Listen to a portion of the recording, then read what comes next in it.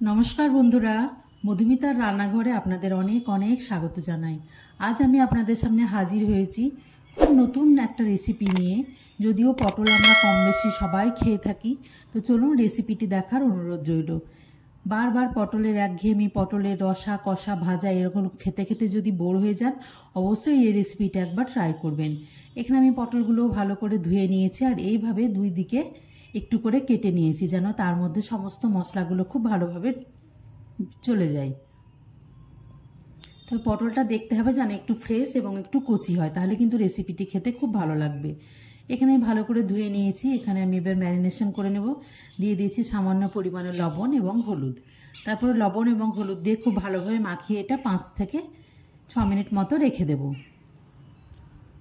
Marination করে রাখলে কিন্তু পটলগুলো খুব ভালোভাবে নরম হয়ে যায়, তাড়াতাড়ি কিন্তু ভাজা হয়ে যায়।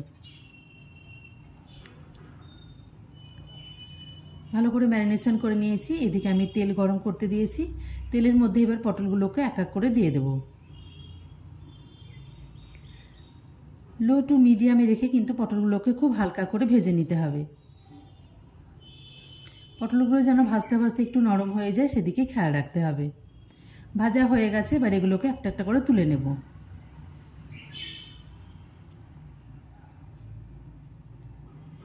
খুব তাড়াতাড়ি এবং চটজলদি কিন্তু রান্নাটা হয়ে যায়।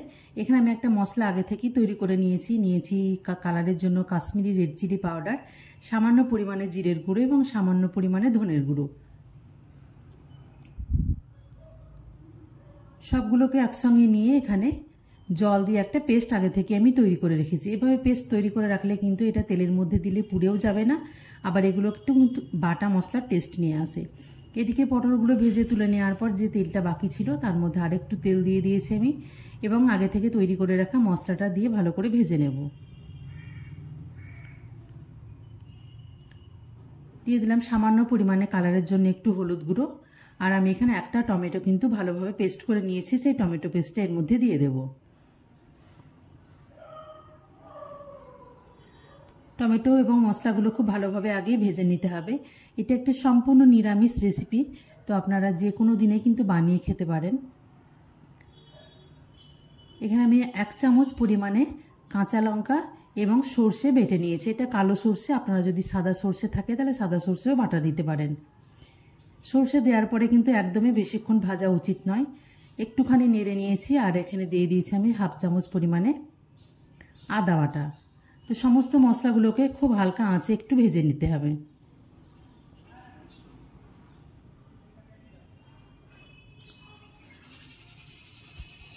মশলাটা ভাজা হয়ে গেছে। এবার আগে থেকে ভেজে রাখা পটলগুলো এর মধ্যে দিয়ে দেব। ভালো করে নেড়ে চেড়ে কিন্তু পটলগুলোর সঙ্গে মশলাটা এখানে মিশিয়ে নিতে হবে। এখানে কালো সর্ষে দেওয়ার জন্য কালারটা একটু কালো এসছে বা লাল এসছে, আপনারা সাদা সর্ষে চাইলে কিন্তু ব্যবহার করতে পারেন। দিয়ে দিলাম পরিমাণ মতো একটু লবণ, এবং রান্নাটা একটু মিষ্টি মিষ্টি হওয়ার জন্য এখানে সামান্য পরিমাণে চিনিও আমি মিশিয়ে দিয়েছি। নুন এবং চিনি মিশিয়ে ভালো করে এখানে একটু সামান্য পরিমাণে আমি এবার জল অ্যাড করে দেব। তবে আমার এই রেসিপিটি যদি আপনাদের ভালো লেগে থাকে, অবশ্যই চ্যানেলটিকে সাবস্ক্রাইব করবেন এবং কমেন্ট করে জানাবেন যে রেসিপিটি কেমন হয়েছে। সামান্য পরিমাণে জল দিয়ে এটাকে 2 থেকে 3 মিনিট মতো একটু ঢাকা দিয়ে রাখবো।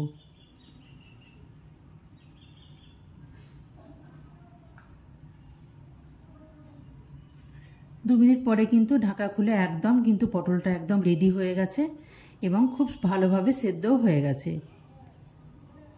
বাস এখন গ্যাসটা একদম অফ করে দেব, এবং গরম গরম ভাতের সঙ্গে এটা কিন্তু দারুণ লাগে খেতে। তো অবশ্যই একবার রেসিপিটি ট্রাই করবেন এবং আমাকে জানাবেন। আর আপনারা যদি আমার চ্যানেলে নতুন ভিউয়ার্স হন, আমার চ্যানেলটিকে সাবস্ক্রাইব করবেন, লাইক শেয়ার এবং কমেন্ট করে আমার পাশে থাকবেন। পুরো রেসিপিটি দেখার জন্য ধন্যবাদ।